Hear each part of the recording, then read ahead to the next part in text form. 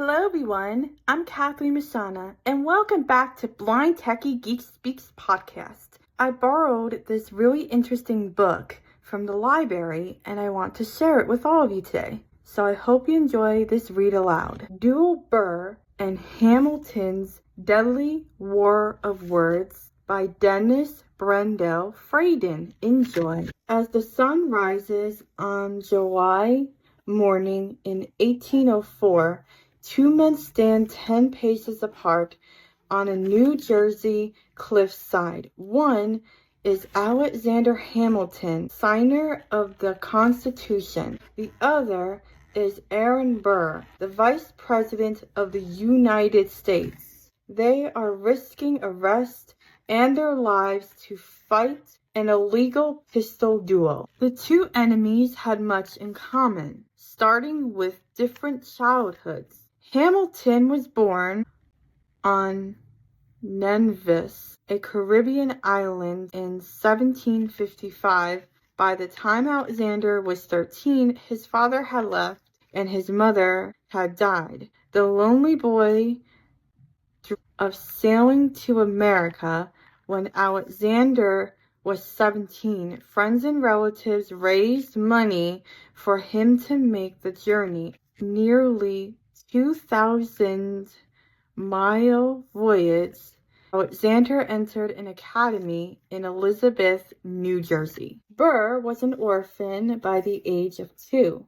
Burr was born in Newark, New Jersey in 1756. He was raised in Elizabeth by an uncle who whipped him for pelting neighbors with cherries and pulling other pranks. Aaron kept running away, but his uncle was able to track him down.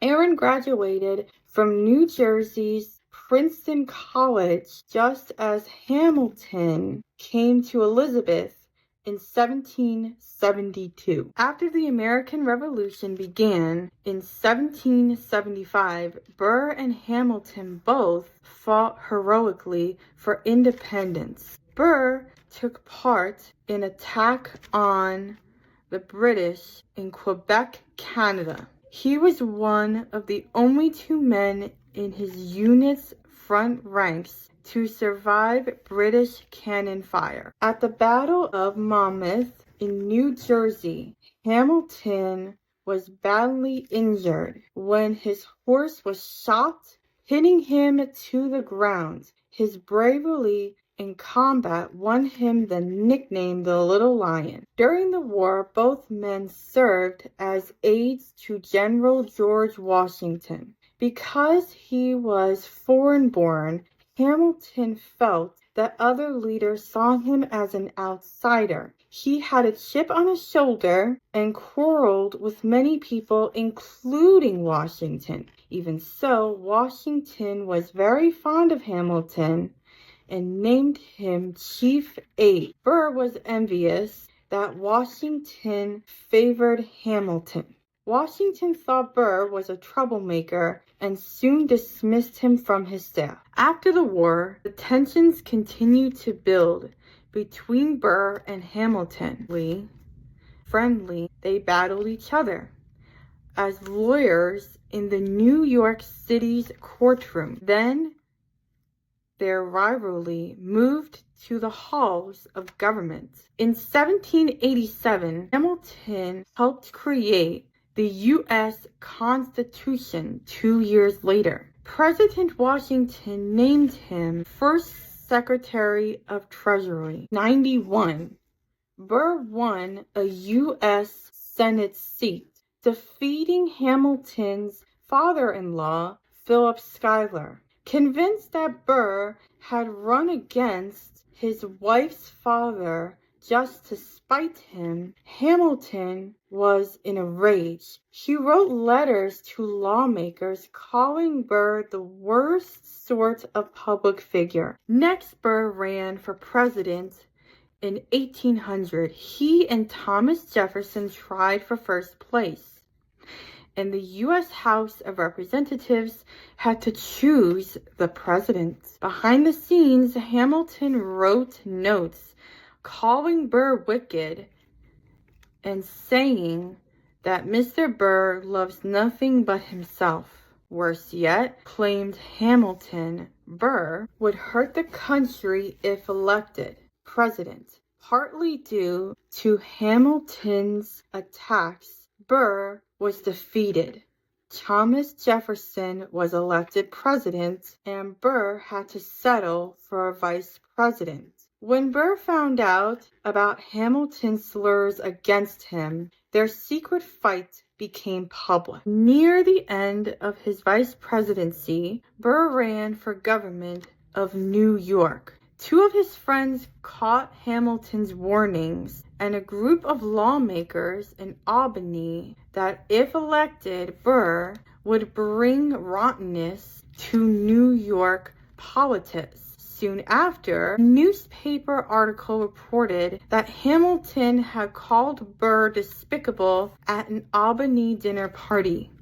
The next day, Burr lost the election for government. He was furious that Hamilton's name-calling had again played a major role in his defeat. Burr could have written a newspaper article blasting Hamilton or asked to meet with him to iron out their differences. Instead, Burr sent Hamilton notes demanding that he apologize for his remarks or fight a duel. Hamilton could have apologized or arranged to meet with Burr to make peace. Instead, he accepted Burr's challenge.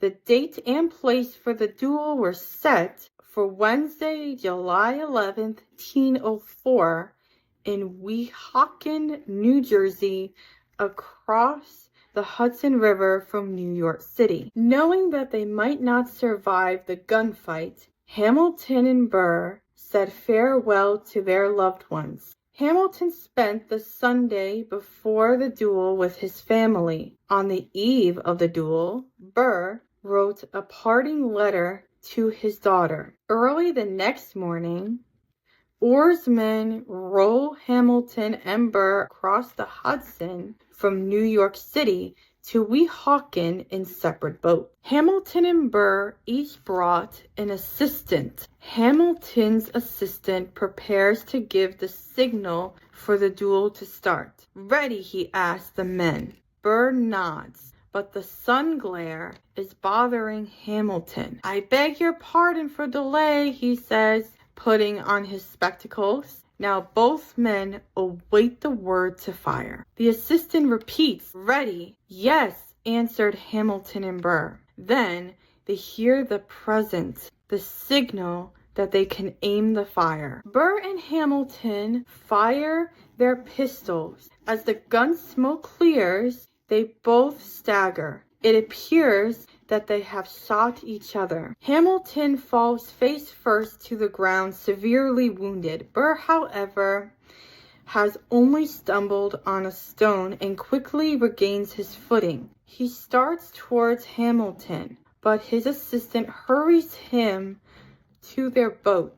Remaining on the scene, the vice president risks arrest. Hamilton's assistant carries him to their boat. He is rushed back to New York, where a doctor treats him at a friend's house. Hamilton calls for his wife and children, but when they arrive, he cannot speak. At 2 o'clock on the afternoon of July 12th, 1804, he takes his last breath. Burr was charged with issuing a challenge for a duel and for murder, but was never brought to trial on either charge. Despite being illegal, dueling was tolerated by many people. Burr was even allowed to complete his term as vice president. However, the public's outrage over Hamilton's death destroyed any future in politics Burr might have had. He then became involved in schemes to conquer territory within and beyond the United States. which led to his being charged for treason.